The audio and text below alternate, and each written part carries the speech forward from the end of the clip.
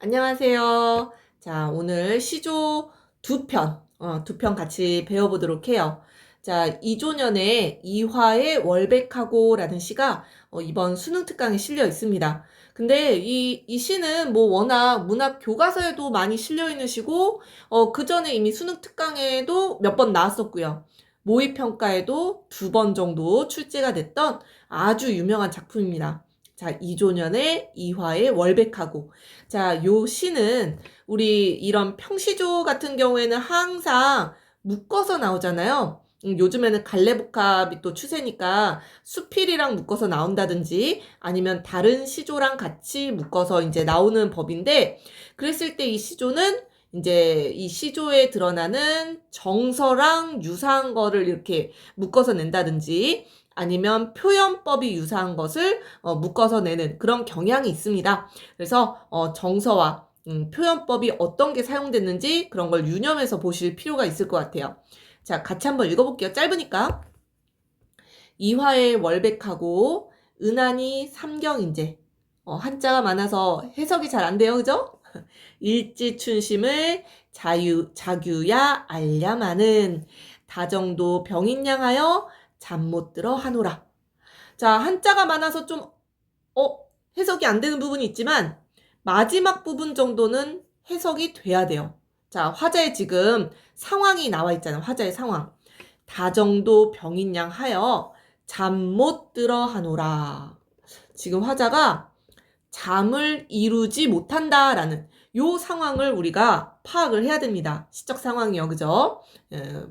뭔가 마이너스인 것 같아. 뭔가 화자를 잠 못 이루게 하는 뭔가가 있다라는 얘기입니다. 자, 앞에서부터 다시 한번 해석을 해볼게요.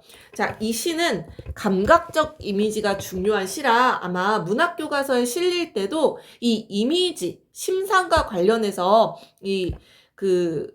주제가 잡혀 있는 경우가 있습니다. 자, 보시면은 초장에 이미지가 굉장히 잘 나와 있어요. 어떤 이미지인지 한번 맞춰보세요.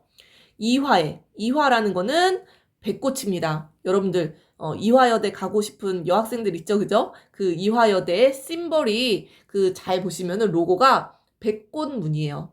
백꽃입니다, 백꽃. 자, 근데 이 백꽃은 무슨 색이냐? 하얀색이에요, 하얀. 봄에 피는 봄꽃입니다, 봄꽃. 그래서 사실은 이화라는 이 시어에서 알 수 있는 게 굉장히 많아요. 하얗다, 시각적인 심상, 그죠? 백꽃, 아, 봄에 피는 꽃이구나. 계절도 알 수 있게 해준다라는 거죠. 자, 계절은 봄이에요, 봄. 봄에 하얗게 백꽃이 피어 있는데요. 언제? 월백할 때. 달이 하얗게 빛날 때. 시각적인 심상 나오죠, 그죠? 하얗게 달이 빛날 때. 자, 이 얘기는 뭐예요? 시간적 배경도 나와 있다라는 거죠. 밤이요, 밤. 달이 탁 띄어 있는, 하얀 달이 떠 있는 밤입니다. 깜깜한 밤이요. 은하는 은하수라는 뜻이요. 한자가 많아서 선생님이 현대어 해석을 바로 밑에다 조금 달아놨습니다. 자, 은하는 은하수입니다. 은하수가 반짝반짝반짝반짝 빛나고 있어요. 언제? 삼경인제. 시간적 배경 구체적으로 나오네요. 삼경이라는 건 뭐예요? 선생님이랑 수업 들은 친구는, 영상을 계속 본 친구들은 벌써 요거 3번 나왔어요. 3번. 삼경이라는 거는 밤을 5개로 나눴을 때 11시에서 1시 정도를 이야기를 합니다. 우리가 밤을 7시부터 새벽 5시까지 5경으로 나눌 수가 있어요. 그 조선시대 때는 이 3경이 바로 자정 무렵입니다. 이때 아주 깜깜한 밤이란 말이에요. 조선시대 생각해보세요. 이때는, 그리고 이 이조년의 시는 고려 말시야, 고려. 이 시조라는 갈래가 고려 말부터 쭉 그 양반 사대부들에게 쓰여진 갈래거든요. 이 이조년이라는 이 문인은 고려 말의 문인이기 때문에 요 시는 이제 고려 말을 배경으로 하고 있다라고 보시면 되겠고, 이때 뭐 불빛 뭐 이런 게 없잖아요. 아주 깜깜한 한밤중입니다. 한밤중. 자, 시간적 배경 아주 구체적으로 나와 있어요. 아무것도 보이지 않는 깜깜한 밤입니다. 자, 그랬을 때 선생님이 미리 체크해 놓은 시어들 보이시죠? 이화, 월백, 은한. 사실 깜깜한 밤을 배경으로 하얗게 피어있는 꽃, 하얀 달, 그리고 하얀 약간 그런 심상이 느껴지셔야 돼요. 아주 반짝이는 별무리들. 그죠? 자, 그래서 이 부분에서 우리 체크해야 될 거는 눈에 두드러지는 시각적인 심상들을 찾으셔야 돼요. 시각적인 이 심상들. 굉장히 하얀, 백색의 뭔가 청초하고 순수하고 깨끗한 하얀 요런 이미지들을 떠올리셔야 되거든요. 자, 시각적인 이미지입니다. 자, 이런 시각적인 이미지가 뒤에 오는 정서를 어떻게 고조시켜 주는지 그걸 연결해서 보셔야 되겠죠. 자, 그런데 여기까지만 봐서는 화자가 어떤 마음인지 모르겠어요. 이게 낭만적인 배경이 될 수도 있고요. 그죠? 밤에 하얀 달, 반짝이는 별, 그리고 하얗게 핀 꽃, 여기까지는 정서를 모릅니다. 자, 중장으로 가보면은 좀 더 알 수 있어요. 자, 일지춘심을, 자, 봄의 마음이라고 표현했어요. 자, 그대로 해석하면 지, 하나의 나뭇가지란 뜻입니다. 이 하나의 나뭇가지에 맺혀 있는 봄의 마음, 뭐 요런 뜻이에요. 굉장히 시적인 표현이죠. 이 나무가 이 봄의 마음을 달고 있다라는 얘기입니다. 그래서 사실 이 일지춘심이라는 표현은 뭐 굳이 표현법을 찾으자면은 의인법도 사용이 됐어요. 이 나뭇가지가 이 봄의 마음을 아는 듯이 봄의 마음이 나뭇가지에 봄의 마음이 어려있다. 뭐 이런 얘기입니다. 자, 여기서 우리 뭐 계절적 배경 봄이라는 거 그죠? 체크 또 할 수가 있겠고요. 자, 이 봄의 마음이라는 게 과연 뭘까? 플러스일까? 마이너스일까? 자, 여기서 확실하게 알 수 있죠. 자규야 아랴마는. 자, 우리 공부 조금 했다라는 친구들은 자규라는 요새 자주 보셨을 거예요. 얘 굉장히 자주 나온 소재입니다. 현대시에서도 많이 나와요. 현대시에서도. 얘 자규는 두견세라고도 하고요. 두견세. 또 우리 그 문학 작품에서는 두견세 또는 뭐 접동세, 소쩍새 또는 불려귀, 돌아오지 못하는 새. 뭐 이런 식으로 여러 가지 이름으로 불리는데요. 자, 여기에서 얘 이름이 중요한 게 아니라요. 요런 새들이 나오면은 바로 뭐랑 연결 짓는다? 한이에요, 한. 한스러움을 상징하는 새예요. 이 새가 일단은 이 밤 야행성 새고요. 야행성. 굉장히 울음소리가 구슬프다라고 합니다. 특히 이 접동새라는 거는 김소월 아시죠? 김소월의 접동새라는 시도 있어요. 이 접동새랑 관련된 설화가 굉장히 슬프거든요. 9 오래비 그러니까 동생들 를 놓고 죽은 누이가 이 동생들이 그리워가지고 이 집에 올 때마다 접동접동 울었다라는 게 이 접동새 설화입니다. 뭐 설화 이야기 그냥 간단하게만 얘기를 하자면 그런데 굉장히 한스러운 그런 이미지를 갖고 있는 새가 자규, 두견새예요. 두견새. 그래서 앞에서 체크를 못했어도 요 부분까지 오면은 화자의 지금 정서는 마이너스구나라는 것을 우리가 체크하셔야 됩니다. 뭔가 한스럽고 애달프고 애상적이고 요런 거에 포커스를 맞추셔야 돼요. 그러니까 이제 종장에서 잠 못 들어 하노라. 화자가 왜 잠을 이루지 못하는 것인지 바로 이 애달픔 때문에 그런 거예요. 자, 이 자규 하나 더 여기서 체크를 하자면은 아까 초장에서는 시각적인 심상이 두드러졌잖아요. 중장에선 그러면 어떤 이미지가 두드러지는 것 같아요? 전혀 모르겠어요? 자, 이 두견새가 깜깜한 밤인데 보이겠어요? 이 두견새가 이 봄의 마음을 알겠냐마는 알고서 저렇게 우는 겁니다. 소리가 들리는 거예요, 소리가. 그래서 청각적인 심상이 드러난다라고 보셔야 되겠죠.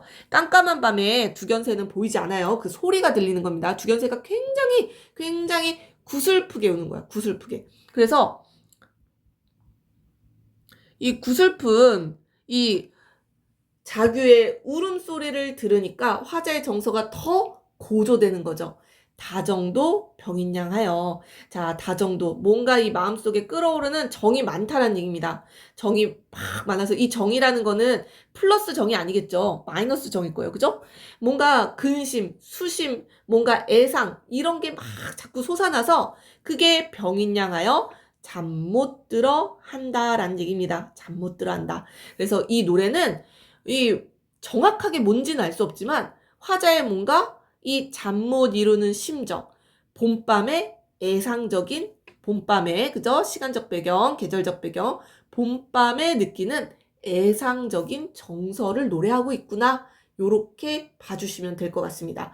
잠 못 들어 하노라. 우리 이거 뭐 한자성어 연결해 보면은 전전반측 이리 뒤척 저리 뒤척 잠을 이루지 못하는 것을 우리가 전전반측이라고 합니다. 자, 그래서 꼭 체크해야 되는 거 시각적인 이미지 그리고 청각적인 이미지. 아, 자규 한을 상징하는 소재를 썼네. 아, 뭔가 화자도 지금 한스럽고 애달프고 그것을 봄밤에 느끼고 있구나. 봄밤, 그죠?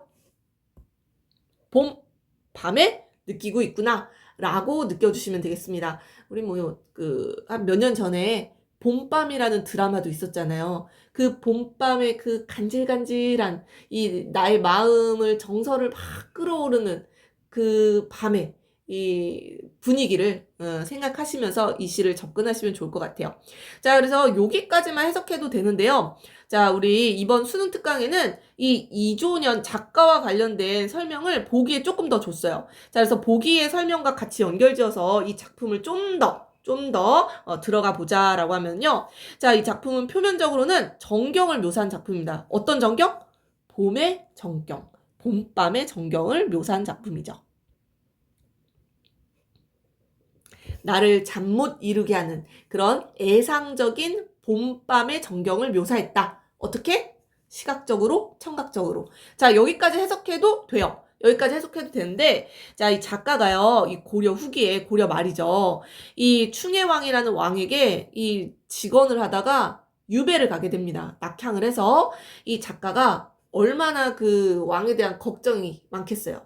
이 염려 때문에 잠을 이루지 못한다 라고도 해석할 수가 있겠습니다. 자, 그래서 이러한 배경 지식이 있다라고 하면은 이 화자의 병은 바로 무엇에 대한 병? 이 나라에 대한 걱정, 그죠? 이 왕에 대한 걱정, 이런 염려 때문에 이 병이 들어서 잠 못 들어 한다. 그리고 그런 마음을 노래했다. 이렇게 해석할 수도 있겠습니다. 자, 그러면 뭐 이화의 월백하고 굉장히 문학교과서에 많이 실려있는 작품입니다. 자, 요 정도 해석하면은 거의 다 해석을 한 것 같아요. 자, 그런데 여기서 우리 한 작품만 더 같이 볼게요. 자, 한 작품이 이 수능 특강에 같이 실려 있습니다. 요거 말고 이 까마귀 눈비맞아라는 시조도 같이 실려 있는데 그 시조는 선생님이 까마귀 시리즈로 까마귀가 또 등장하는 시조들이 많거든요. 그래서 까마귀 시조를 묶어서 좀 영상을 찍어보려고 그 시조는 뺐습니다. 자, 요 시조랑 같이 한번 볼게요. 자, 이 시조랑 이 이화의 월백하고를 같이 묶어놓은 이유가 있겠죠. 그죠? 시각적인 심상이 두드러졌었잖아요. 요 시조는 그렇게 어려운 시조 아닙니다. 딱 봤을 때, 아, 색채 대비가 두드러진다. 그렇지 않아요? 피눈물, 푸른빛, 머리가 하얗게. 자, 색채 대비가 두드러진다라는 특징 벌써부터 체크를 하고 시작해야 될 것 같습니다. 그죠? 색채 대비. 실제 이 수능 특강에서도 한 문제가 나왔는데요. 바로 이 색채어를 물어보는 문제가 그 수능 특강에 나와 있더라고요. 색채 대비 요거 하나 체크하고 시를 한번 읽어볼게요. 자, 이별하던 날에 피눈물이 난지만지. 압록강에 내린 물이 푸른 빛이 전혀 없네. 배 위에 허여센 사공이 처음 본다 하더라. 자, 어려운 부분 하나도 없죠? 거의 다 해석되죠? 그러지 않나요? 자, 이 노래는요. 자, 시적 상황이 앞에 나와 있죠. 이별하던 날입니다. 이별하던 날. 자, 이별하던 날 얼마나 슬프겠어요. 그 마음을 피눈물이라고 표현을 한 거예요. 피눈물. 시뻘건 피눈물이 난지 만지. 났겠죠, 그죠? 피눈물을 막 흘렸겠죠, 그죠? 시각적인 심상이 아주 두드러져요. 시뻘건 그런 걸 생각하시면 되겠죠?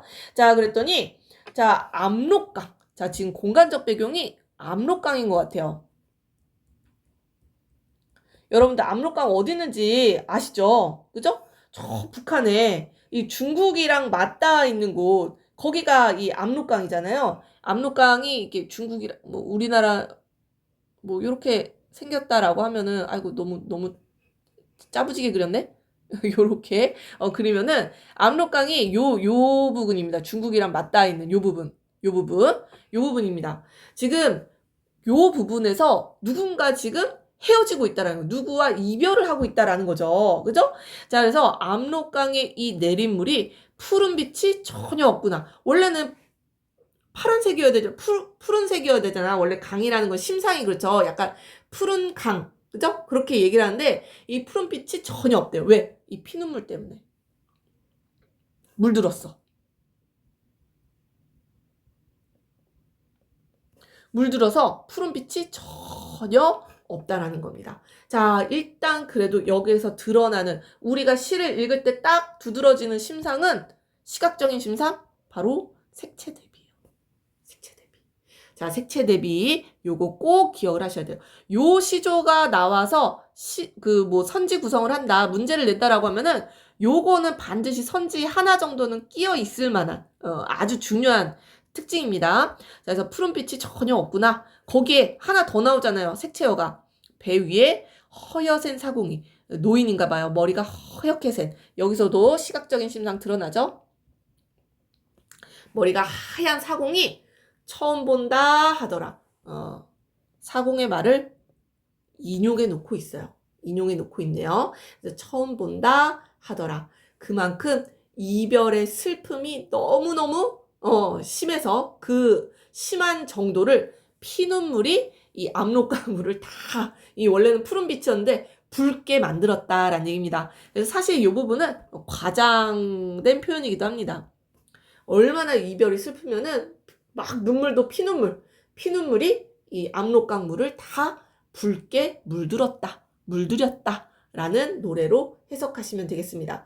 자, 그래서 이 노래는 요렇게만 보면은 남녀간의 어떤 이별 노래 같아요. 자, 그런데 이 시는 자, 배경 이야기가 있습니다. 자, 수특 보기를 보시면은 남녀의 이별을 다룬 게 아니에요. 자, 병자호란 아시죠? 병자호란 때 우리가 졌잖아요. 그죠? 그래서 뭐 인조가 머리를 3번 조아리고 뭐 이런 것도 있었잖아요. 자, 이 인조의 두 아들도 그 청나라의 볼모로 끌려가게 됩니다. 소현세자와 복림대군. 이 소현세자와 관련된 드라마랑 영화 굉장히 많잖아요.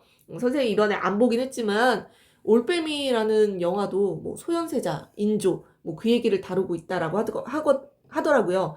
선생님은 옛날에 선생님이 이진욱 배우를 좋아해서 이진욱이 그 소현세자 역을 맡은 적이 있었거든요. 삼총사라는 드라마였는데 그 드라마 굉장히 재밌게 봤던 기억이 납니다. 아무튼 이 소현세자는 굉장히 비운해. 청나라 갔다 와서 어떻게 죽었는지 아직도 모르죠. 타살일 것이다. 라는 그런 주장만 있는데 아무튼 이 볼모로 보내면서 바로 신화된 마음으로써 피눈물을 흘리는 노래였네요. 피눈물을. 이 왕자를, 그죠? 일국의 왕자를 청나라의 볼모로 보내면서 전쟁에 졌어. 그지?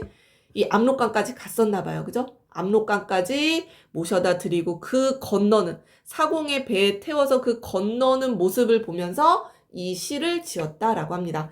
굉장히 애통한 그죠? 슬픈 노래라고 보시면 될 것 같아요. 자, 그래서 이별하던 날에 피눈물이 난지 만지 요 시조랑 자, 이화의 월백하고 요 두 시조 가장 연결해서 낼 만한 거는 요런 시각적인 이미지가 두드러진다라는 거. 그죠? 시각적인 이미지. 자, 요거 체크하면서 보시면 좋겠습니다. 자, 중요한 거 빠르게 체크하고 마무리하죠. 자, 이화의 월백하고 요 시가 훨씬 더 시험 문제에 낼 만한 거리들이 굉장히 많죠. 그죠? 자, 봄밤에 은하수가 반짝반짝 빛나는 한밤중입니다. 시각적인 심상이 두드러져요. 하얀. 이화, 하얀 꽃, 하얀 달, 하얀 은하수. 굉장히 이런 게 애상적인 이런 정서랑 잘 어우러지는 그런 시각적인 이미지가 사용이 됐고요. 이 나뭇가지에 봄의 마음이 달려 있는데요. 그 마음을 이 자규가 아는 것처럼, 모를 텐데, 그죠? 아는 것처럼 울어댄다라는 얘기입니다.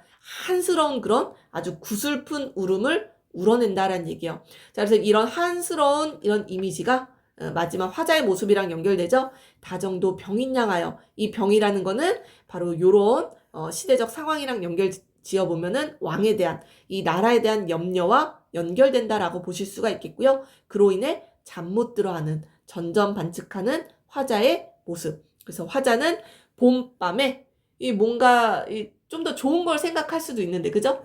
애상적인, 슬픈 그런 한스러운 이런 정서를 지금 마음속에 떠올리고 있다. 이렇게 보시면 될 것 같고요. 자, 이별하던 날에 피눈물 막 흘렸어요. 이게 압록강의 물을, 파랬던 물을 다 붉게 만들었어요. 과장되어 있는 거죠. 색채 대비되어 있고요. 머리가 하얗게 된 사공도 이런 모습은 처음 본다. 이렇게 슬픈 광경은 처음 본다라고 인용해서 이야기를 하고 있죠. 그만큼 애통한 이별의 마음을 노래했다. 이 이별은 누구와의 이별이냐? 바로 신화된 자와 이 타국의 볼모로 끌려가는 왕자와의 이별. 요렇게 정리하시면 되겠습니다. 자, 오늘 공부 간단하죠, 그죠? 자, 오늘 여기까지 할게요. 끝!